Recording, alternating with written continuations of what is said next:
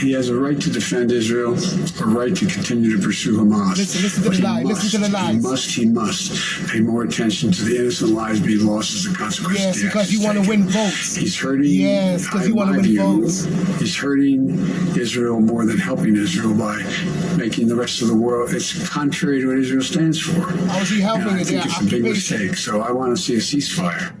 And he talked about so he can win a red line. Yeah, so if he can win can address elections, what so he can Biden win is your saying vote, and what he so he can proposed in the continue State down of the this Union, bloody this path. pier, We to must get more stand aid up. in, No. and also the airdropping of food, which recently killed 5 Palestinians Do not because leave it the crushed battlefield them now. to death. The And revolution the has humanitarian started. groups, United Nations, saying these airdrops, the pier, come nowhere near being able to provide the aid that's needed. At the same time, and the reason they're doing all of this is because Israel is using U.S. bombs and artillery to attack the Palestinians and these aid trucks.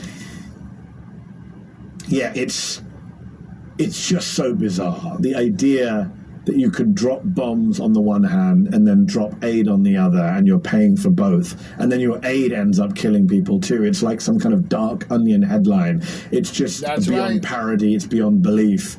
And as for the pier, as you say, it does not come anywhere near to adequately addressing the needs of the Palestinian people in terms of the sheer scale of the suffering. 500,000 people, on the brink of famine, over 1 million people displaced. 4 out of 5 of the hungriest people in the world, according to the World Food Programme, are in Gaza right now. The idea that this pier would, address the scale of the suffering and B, in time. I mean, it's going to take time to do this. What happens to the Palestinians who literally starve to death, including children, while this pier is being built?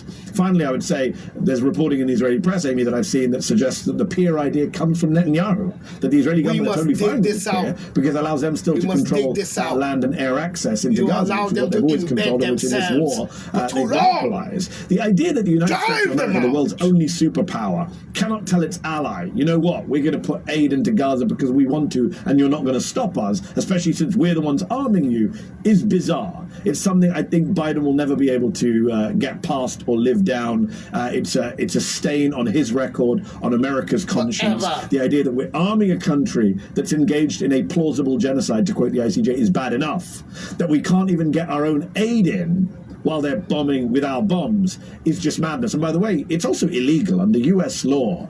You cannot provide weaponry to a country which is blocking US aid. It's not a country. And by the way, it's not me saying they're blocking US aid. It's not a country. They're in Egypt. Government officials have said, yes, the Israeli government blocked us from sending flour in, for example. So maybe let's go to the regional response to this assault on Gaza that's been unfolding with the kind of violence and tens of thousands of deaths of Palestinians, as we've reported. Now, how has the Arab and Muslim world responded to what's going on? Egypt, of course, has repeatedly said that it does not want displaced Palestinians crossing its border. The most powerful Muslim countries, Saudi Arabia, Qatar, and the Emirates. If you talk about how they've responded, and then the axis, the so-called axis of resistance, Houthis, Hezbollah, etc., how they've been trying to disrupt this war, or at least make the backers of Israel pay a price for it.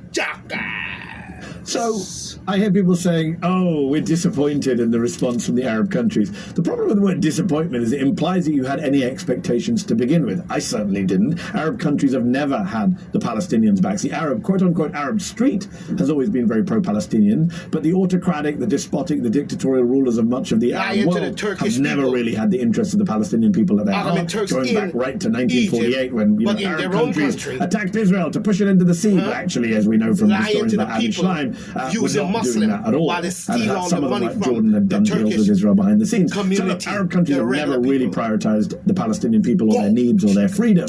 And so when you see, some of these statements that come out of the Arab world at times like this, you have to take them with a shovel of salt, not just a grain. Also, I would point out the hypocrisy here on all sides in the region. You have countries like Saudi Arabia and the UAE, which were involved in a brutal assault on Yemen for many years. Carrying out very similar acts to Israel in Gaza in terms of blockades, starvation, malnourishment of the Yemeni children, in terms of bombing of refugee camps and hospitals and kids and school buses.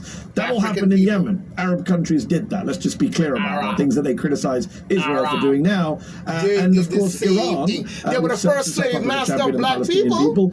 When Bashar al-Assad was killing many of his own people, including Palestinian refugees in places like the Al-Yawm refugee camp, Iran and Russia, by the way, were both perfectly happy to help arm and support Assad as he did that. So, spare me some of the, grandiose statements from Middle East countries, from Arab nations to Iran on all of it. Like, there's a lot of hypocrisy to go around. Very few countries in the world, especially in that region, actually have Palestinian interests at heart. If they did, we would have a very different geopolitical scene. That's they were right. reporting, that a lot of these governments, like Saudi Arabia, privately are telling Israel, finish the job, get rid of them. We don't like Hamas either, get rid of them. And that Saudis actually want to do a deal with Israel once this war is over, just as they were on course to do, apparently, according to the Biden administration. We know that other Arab countries already signed the quote-unquote Abraham Accords with Israel on Trump's watch. I wanted to ask you about the number of dead Palestinian journalists and also the new UN investigation that's just accused Israel of breaking international law over the killing of the Reuters video journalist Hassan Abdallah in southern Lebanon on October 13th. An Israeli tank opened fire on him and a group of other journalists. He just set up a live stream on the border in southern Lebanon so that all his colleagues at Reuters and others saw him blown up. The report stating, quote, the firing at civilians in this instance clearly identifiable journalists constitutes a violation of international law. And it's not just some in southern Lebanon. Well over 100 Palestinian journalists in Gaza have died. We've never seen anything like the concentration of numbers of journalists killed in any other conflict or conflicts combined recently. Can you talk about the lack of outrage of other major news organizations and what Israel is doing here? Do you think they're being directly targeted, one after another, wearing those well-known press flak jackets?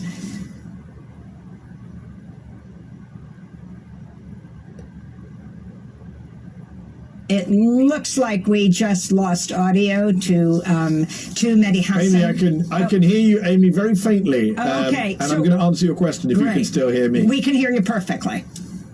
So you're very faint to me. So while I speak, if someone wants to fix the volume in my ear, let me answer your question about journalists. It is an absolute tragedy and a scandal what has happened to journalists in Gaza, that we have seen so many deaths in Gaza. And the real scandal, Amy, is that Western media, a lot of my colleagues here in the US media, have not sounded the alarm, have not called out Israel for what it's done.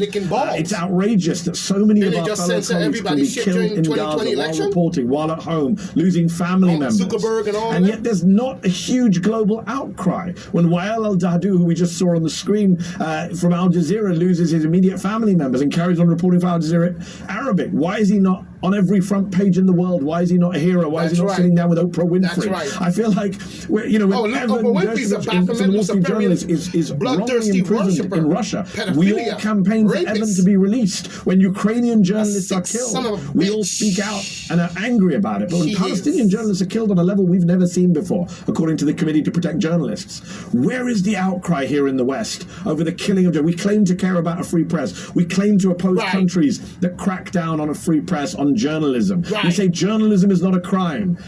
But then I don't hear the outrage from my colleagues here at this because they're ran in Gaza, where journalists have been killed in record numbers.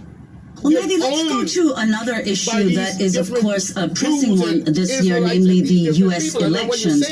You've said that the problem with the media here is that it's singularly unable to cover Trump properly. Trump, of course, who is now the nominee.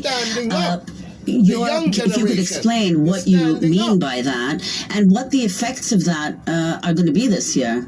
If you're going to claim a spot, then you have to claim that Yeah, good you have to question. show I the mean, truth. I would not say the three quick medical things. Number one, as I mentioned at the start, one of the reasons I set up Sateo is because I believe there is a fascist threat to the United States from the modern Republican Party, and including its standard bearer, its now official candidate, Donald J. Trump. And we need to speak very clearly about what that fascist threat is. We need to be able to say the F word, not dance around it, not pretend Donald Trump is a normal candidate, not normalize his extremism and racism and bigotry and authoritarianism. And what we're seeing right now, Nermeen, after 2020, when we saw some improvement in our coverage of Trump, I feel like we've regressed back to 2016 in many ways, in treating Trump as a spectacle, in benefiting from whatever ratings he gives media organizations, in asking him softball questions. He recently did an interview on CNBC. It was embarrassing to watch. That is a huge problem. So that's number one. Number two, there is this issue right now, for example, that's where, not a problem.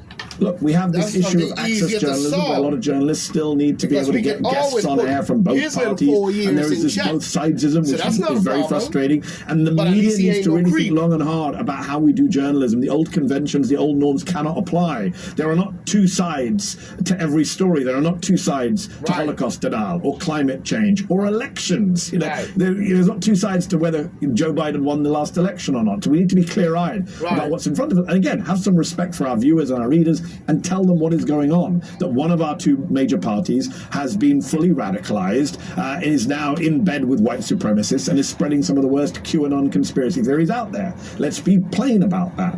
And number three, in terms of the dangers, I mean, we have skin in the game. This idea that the media should be impartial. No, we should have a bias towards truth. We should have a bias towards free press. Because the media's survival is at stake here. Donald Trump wins the election. What do you think is going to happen to a free press? He's not hiding. He's talked openly about wanting to come after NBC and MSNBC for treason. His allies like Kash Patel have talked about going after the media criminally and civilly. One of his